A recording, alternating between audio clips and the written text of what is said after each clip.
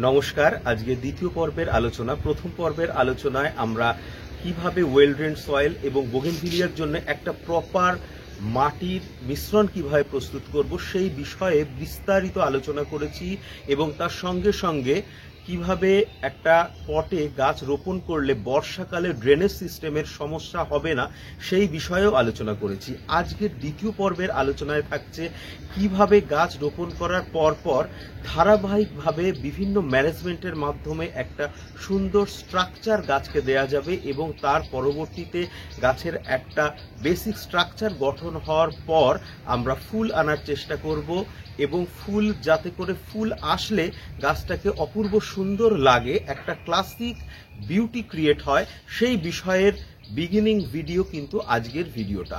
তাই বন্ধুরা প্রথম থেকে শেষ পর্যন্ত ভিডিওটা দেখার অনুরোধ রইল এবং আজকের ভিডিওতে থাকছে বিশেষ বিশেষ গুরুত্বপূর্ণ টিপস যাতে করে গাছ শুধুমাত্র বড় হয়ে ফুল দেবে না, গাছের একটা সুন্দর স্ট্রাকচার হবে এবং আপনাদের গাছ, বিশেষ করে বোগেনভিলিয়া গাছ যেহেতু একটা বহুবর্ষজীবী উদ্ভিদ, একে কিন্তু বৃক্ষরূপে বড় করা যায়। সেজন্য এই গাছটাকে কিন্তু আমরা যদি প্রথম থেকে সেইভাবে ট্রেন করি তাহলে গাছটা কিন্তু একটা সময় সুন্দর একটা বনসাইয়ের আকৃতি নেবে।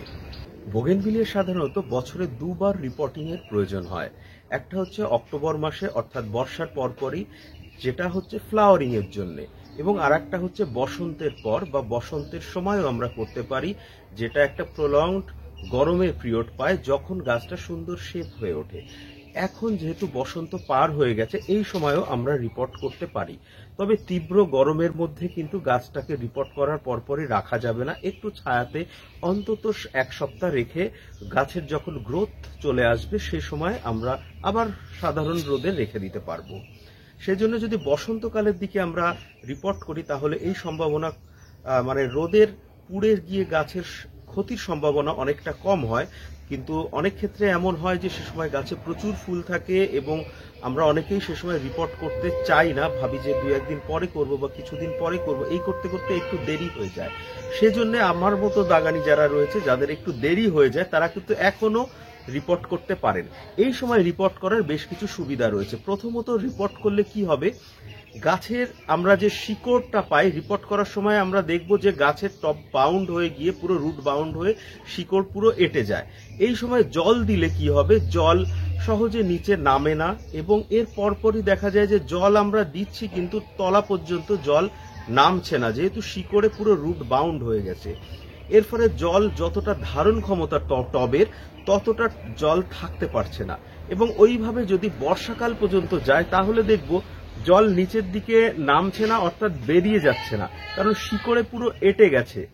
এর ফলে কি হবে, গাছের বিভিন্ন সমস্যা হবে, শিকড় সংক্রান্ত সমস্যা। গ্রীষ্মের সময় অর্থাৎ এই বর্ষার আগে আগে যদি রিপোর্ট করি, বেশ বর্ষা শুরু হওয়ার অন্তত 1-2 মাস আগে আমাদের রিপোর্টটা কমপ্লিট হয়ে যেতে হবে কমপক্ষে। এর ফলে কি হবে, নতুন মিডিয়া এবং গাছের নতুন রুট সিস্টেম তৈরি হবে। এর ফলে গাছটার গ্রোথ দারুণ হবে এবং ইচ্ছা খুশি মতো আমরা গাছকে শেপ দিতে পারবো, ট্রিম করতে পারবো, ছাঁটাই করতে পারবো এবং এর সঙ্গে সঙ্গে আমরা ফোলিয়ার স্প্রে, বিশেষ করে গ্রোথ প্রমোটিং যে সমস্ত নিউট্রিয়েন্টসগুলো রয়েছে সেগুলো অ্যাপ্লাই করতে পারবো, সিউইড অ্যাপ্লাই করতে পারবো, মাইক্রো নিউট্রিয়েন্টস অ্যাপ্লাই করতে পারবো, অর্থাৎ গাছের প্রপার শেপ এবং প্রপার ট্রেন করার জন্য যা যা প্রয়োজন সব কিন্তু আমরা এখন অনায়াসে অ্যাপ্লাই করতে পারবো। পটিং করার কিছুদিনের মধ্যেই আমরা এরকম ছোট ছোট গ্রোথ দেখতে পাবো। এইভাবে আমরা দেখব যে প্রথমে যে ডালগুলোতে অল্প অল্প নোটস ওপেন ছিল সেই সব জায়গা থেকে সুন্দর গ্রোথ হতে শুরু করবে। এইভাবে যদি আমরা রেখে দিই তাহলে দেখব যে সেই নোটসগুলোই আস্তে আস্তে বড় হচ্ছে, কিন্তু নতুন নোটস আর ওপেন হবে না। সেক্ষেত্রে আমাদের বিশেষ কিছু করণীয় রয়েছে। আমাদের গাছের এই ডালগুলোর উপর হালকাভাবে জল স্প্রে করতে হবে, যে কোনো সময়, হয় সকালবেলায় বা বিকেলবেলার দিকে। গাছের নতুন নোটস ওপেন হওয়ার জন্য এবং গ্রোথটা আরও এনহ্যান্স করার জন্য ইপসাম সল্ট এবং ব্যালেন্স এনপিকে বা যে কোনো ধরনের ব্যালেন্স এনপিকে আমরা ব্যবহার করতে পারি। তার সঙ্গে সঙ্গে সিউইড এক্সট্র্যাক্টও আমরা ব্যবহার করতে পারি, যাতে করে নতুন নোটসগুলো ওপেন হয় এবং আরও বেশি গ্রোথ এনহ্যান্স হয়। সিউইড এক্সট্র্যাক্ট, বিশেষ করে বায়োভিটা যদি আমরা স্প্রে করার আগে জলের সঙ্গে মিশাই, তাহলে আমরা যদি পিএইচ টেস্ট করি তাহলে আমরা দেখতে পাবো যে জলের পিএইচ অনেকটাই বেড়ে যায়। সেজন্য যদি এর সঙ্গে আমরা অল্প ইপসাম সল্ট, অন্তত লিটারে 2 গ্রাম করে ইপসাম সল্ট মিশিয়ে স্প্রে করি, তাহলে মিডিয়াটা অপেক্ষাকৃত অ্যাসিডিক হয়, যেটা গাছের গ্রহণের জন্য অপেক্ষাকৃত সুইটেবল। আমরা জানি, পূর্বে আলোচনা হয়েছে বহুবার, গাছে যে কোনো নিউট্রিয়েন্টস সে অ্যাসিডিক মিডিয়াতেই সহজে সে অ্যাবজর্ব করতে পারে। ক্ষারীয় মিডিয়া হয়ে গেলে কিন্তু অ্যাবজর্বেশন ক্ষমতা গাছের কমে যায়। বন্ধুরা, আমরা সপ্তাহে 1 দিন, মাসে অন্তত 2 থেকে 3 দিন যে কোনো গ্রোথ প্রমোটিং ফার্টিলাইজার ইউজ করতে পারি সূর্য ওঠার পর, তীব্র রোদের আগে। এরকম সুন্দরভাবে স্প্রে করার পর কিন্তু গাছগুলো ঝলমলিয়ে উঠবে। দেখলে বুঝতে পাচ্ছেন কি দারুণ সুন্দর পাতা। শুধুমাত্র প্রপার নিউট্রিয়েন্টস এবং প্রপার সানলাইটের জন্যই এটা সম্ভব। আমরা যদি কোনো উইকে ব্যালেন্স এনপিকে স্প্রে করি, তো তারপরের উইকে আমরা সিউড এক্সট্র্যাক্ট স্প্রে করতে পারবো। সব একসঙ্গে মিশিয়ে স্প্রে করার কোনো দরকার নেই। বন্ধুরা, গ্রোথটাকে আরও বেশি প্রমিনেন্ট এবং আরও বেশি এনহ্যান্স করার জন্যে আমি এরপর দেব 2 থেকে 5 দানা ডিএপি সার গাছের গোড়া থেকে একটু দূরে। টবের সাইজের উপর ডিপেন্ড করে এই দানার পরিমাণটা নির্ভর করবে। যদি ছোট টব হয় 6 থেকে 8 ইঞ্চি, তাহলে আমরা 3 থেকে 4টি দানা, এবং বড় টব হলে 5-6টি দানা দেব। এরপর হচ্ছে পিঞ্চিং। আমরা সাধারণত গাছের ডাল পিঞ্চিং করি খানিকটা বড় হয়ে যাওয়ার পর। এটা যদি করি তাহলে কিন্তু দেখব যেখান থেকে আমরা পিঞ্চ করছি সেখান থেকে একটা বা বড়জোর 2টো নিউ গ্রোথ আসবে। কিন্তু যদি একদম কচি অবস্থায় পিঞ্চিং করি তাহলে দেখব যে অনেকগুলো নিউ গ্রোথ এসছে। এবং আর একটা বিষয় আজকে বলবো, দেখুন বন্ধুরা, এই পিঞ্চিং এর সাথে সাথে কিছু কিছু পাতা আমরা কিন্তু ছেটে দিচ্ছি। এর ফলে কি হবে, নোটসগুলো ওপেন হবে। আমরা পাতার বোটাটা রেখে একটু ওপর থেকে ছাড়বো, যাতে করে ওই বোটাটা পরবর্তীতে ঝরে যায় এবং সেখান থেকে নোটসটা একদম ন্যাচারালি ওপেন হয়ে যায়, এবং তারপর এরকম সুন্দর গ্রোথ চলে আসবে। গাছের যে সমস্ত নতুন শুটস থাকে সেখানেই কিন্তু গ্রোথ হরমোনের পরিমাণ সর্বাধিক। দেখুন বন্ধুরা, একদম কচি শুটসে আমি পিঞ্চিং করে দেওয়ার ফলে দেখুন প্রত্যেকটা নোটস থেকে এক একটা করে ডাল বেরিয়েছে, এবং এইভাবেই কিন্তু একটা কম্প্যাক্ট গাছ ধীরে ধীরে গড়ে ওঠে। দেখুন বন্ধুরা, এই গাছটি টবে লাগানোর পর মাত্র 1 মাস বয়স। দেখলে বুঝতে পাচ্ছেন কতগুলো নতুন নতুন শুটস, এবং প্রত্যেকটা শুটস থেকে আরো বাই শুটস বেরিয়েছে। এগুলো কিন্তু সবই টাইমলি প্রুনিং এবং পিঞ্চিং এর ফল। তবে প্রতিটি ভ্যারাইটিতে একই রকম ভাবে শেপ দেওয়া সম্ভব হয় না। এই বিষয়ে বিশেষ বিশেষ ভ্যারাইটির ক্ষেত্রে কিভাবে শেপ দেওয়া যেতে পারে এই ব্যাপারে আমার পৃথক ভিডিও রয়েছে। আমরা আজকে ইন জেনারেল আলোচনা করছি। দেখুন বন্ধুরা, কচি ডালে যদি পিঞ্চিং করি তাহলে কত নোটস থেকে নতুন নতুন শুটস বেরোয়, এবং এটাই কিন্তু গাছকে বুশি কম্প্যাক্ট তৈরি করার একটা বড় চাবিকাঠি। তবে গাছ যদি অনেকটাই বড় হয়ে যায়, আপনি টাইম না পান সময় মতো পিঞ্চিং করার, সেক্ষেত্রে যখন পিঞ্চিং করবেন তার পিঞ্চিংয়ের নিচের দিক থেকে 1-2টি পাতার গ্যাপ রেখে রেখে পাতাগুলোকে ছেটে দিতে হবে। এর ফলে আমরা প্রচুর নতুন নতুন শুটস ওপেন পাবো, এবং ওপেন শুটস থেকে নতুন নতুন গ্রোথ চলে আসবে। বন্ধুরা দেখুন, একটা সুন্দর বুশি গাছ। এই গাছটা তৈরি করতে অনেক দিনই সময় লেগেছে, তবে এরকম বুশি করতে কিন্তু খুব বেশি সময় লাগেনি, কারণ গাছ একটা সার্টেন লেভেলের গ্রোথ আসার পর মাঝে মধ্যেই পিঞ্চিং করলে কিন্তু সহজেই এরকম বুশি হয়ে যায়। শীতকালে পিঞ্চিং করলে কিন্তু বন্ধুরা এরকম সুন্দর বুশি গাছ পাওয়া যাবে না, তখন ফুল পাওয়া যেতে পারে, কিন্তু এরকম সুন্দর বুশি শেপ পেতে গেলে কিন্তু গ্রীষ্মেই করতে হবে, এবং যার পর থাকবে বর্ষাকাল। বন্ধুরা, এরপর এরকম সুন্দর শেপ বা এরকম কম্প্যাক্ট গাছ হয়ে যাওয়ার পর আর একটা বড় জিনিস হচ্ছে আমাদেরকে ট্রিম করে দিতে হবে। বন্ধুরা, আজকে এই গাছটা ট্রিম করে আপনাদেরকে দেখাবো যে কিভাবে একটা বুশি গাছকে ট্রিম করে নিজের ইচ্ছা মতো একটা শেপ দেওয়া যায়। তবে 1-2 বার করলেই কিন্তু গাছ একদম পারফেক্ট শেপে আসবে না।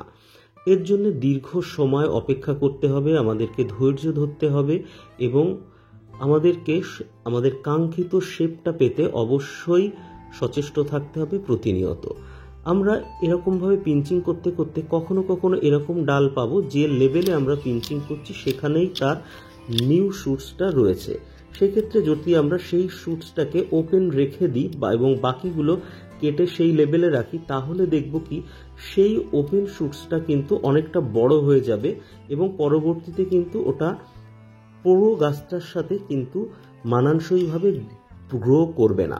সেক্ষেত্রে আমাদেরকে সেই কচি আগাটা কিন্তু সেখান থেকে একবার পিঞ্চিং করে দিতে হবে, যাতে করে গ্রোথটা সব জায়গায় সমহারে হয়। এর আগেও আমি কয়েকবার এই গাছটিকে আপনাদের সামনে তুলে ধরেছিলাম। মোটামুটি 2 বছর লেগেছে আমার গাছটাকে এরকম একটা শেপ দিতে। তবে গাছটা আগে থেকেই এরকম ছিল না, নিচের দিকে প্রচুর বড় বড় রুটস ছিল, বড় বড় শুটস ছিল। দেখুন বন্ধুরা, এটাকে আমি একটাই ডাল রেখে বাকিগুলো সব ছেটে দিয়েছি। এটা কিন্তু কোনো গ্রাফটেড গাছ নয়, এটা রুটেড গাছ। রুটেড গাছকে শেপ দিতে গেলে অনেক বেশি সময় লাগে গ্রাফটেড গাছের তুলনায়।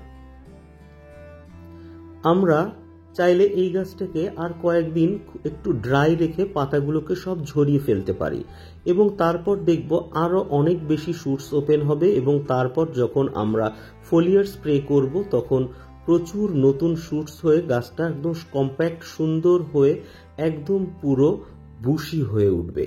বন্ধুরা, এরকম বুশি কম্প্যাক্ট সুন্দর গাছে যখন ফুল হয় তখন অসাধারণ লাগে সেটা দেখতে। আপনারা দেখলে বুঝতে পারছেন যে কিছু গাছ আমি দেখানোর চেষ্টা করলাম যেগুলো এর আগে আমি হয়তো কোনো কোনো ভিডিওতে আপনাদের সঙ্গে শেয়ার করেছি। বন্ধুরা দেখুন, আমার সব গাছই প্রতিনিয়ত ট্রেন করে চলি এবং তার ফলেই কিন্তু একটা সময় পারফেক্ট শেপে আসে। এমন নয় যে আমি একবার কেটে দিলাম এবং তারপর সেটা পারফেক্ট শেপ চলে আসবে। এবং গাছকে সেই একটা শেপ এনে যদি আমরা সেখানেই রেখে দিই সেটা চাইলেও কিন্তু হবে না, কারণ গাছ ক্রমাগত বৃদ্ধিপ্রাপ্ত হবে এবং তাকে প্রতিনিয়ত আমাদেরকে ছাঁটতে হবে এবং সুন্দর একটা শেপ দেওয়ার চেষ্টা করে যেতে হবে। এবং এর সঙ্গে সঙ্গে রয়েছে প্রয়োজনীয় খাদ্য উপাদান সংগ্রহ করে সরবরাহ করা। সেটা আমরা ব্যালেন্স এনপিকে কখনো কখনো দেব, কখনো কখনো সিউইড, কখনো কখনো হিউমিক অ্যাসিড। মাসে অন্তত একবার হিউমিক অ্যাসিড কিন্তু গোড়ায় দেওয়ার প্রয়োজন আছে, যাতে করে গাছের শিকড়টা হেলদি থাকে। বন্ধুরা, এখন যে গাছটি দেখছেন এই গাছটার বয়স 3 বছর। আগে হয়তো ভিডিওতে আমি আপনাদের দেখিয়েছি, এটা একটা ডবল শেপড গাছ। দেখুন বন্ধুরা, ধীরে ধীরে এটাকে আমি ট্রেন করার চেষ্টা করছি, যার নিচে একটা স্টেপ রয়েছে এবং উপরে আর একটা স্টেপ। এই সমস্ত স্টেপই পারফেক্ট হবে যখন গাছের প্রপার গ্রোথের সঙ্গে সঙ্গে টাইমলি প্রুনিং হবে। এবং প্রুনিং হলেই শুধু হবে না, একটা গাছ পারফেক্ট শেপে তখনই পৌঁছাবে যার রুট প্রুনিং বা রুট ট্রিমিংও আমরা এর সঙ্গে সঙ্গে করব। বছরে অন্তত 2 বার আমাদেরকে প্রুন করতে হবে, রুট প্রুনিং এবং ওপরের প্রুনিংও। রুট প্রুনিং সাধারণত আমরা বসন্তের পরপর একটা করি এবং আর একটা হচ্ছে বর্ষার পরপর। তাহলে আমরা একটা সিজন পাবো হচ্ছে ফুলের জন্য, যেটা অক্টোবর থেকে প্রলংড ফেব্রুয়ারি পর্যন্ত, এবং আর একটা সময় পাবো মার্চ এপ্রিল থেকে একদম বর্ষার আগে পর্যন্ত। এবং এর মাঝখানে যে বর্ষাকালটা রয়েছে, আমরা যদি বর্ষার আগে গাছকে রুট ট্রিমিং করি তবে ওয়াটার লকড হওয়ার সম্ভাবনা অনেক অংশেই কমে যায়। তাছাড়া গ্রীষ্মের সময় যদি রুট অতিরিক্ত না থাকে তাহলে কিন্তু জল ধারণ ক্ষমতা পটের অনেক দীর্ঘ সময় হয়ে থাকে। এর ফলে গাছ সহজেই নেতিয়ে পড়ে না যখন তীব্র রোদ পড়ে। এই কয়েকটা জিনিস যদি আমরা মেনটেন করতে পারি তাহলে আমাদের গাছ অনেক সুন্দর হয়ে উঠবে। বন্ধুরা দেখুন, একটা ছোট গাছ কিভাবে ধীরে ধীরে কম্প্যাক্ট শেপ হয়ে উঠছে। বন্ধুরা, দ্বিতীয় পর্বের আলোচনা বা দ্বিতীয় পর্যায়ের আলোচনা আজকে এখানেই শেষ করছি। এরপর থাকছে তৃতীয় পর্যায়ের আলোচনা। আমার সঙ্গে থাকার জন্য সকলকে অসংখ্য ধন্যবাদ। নমস্কার।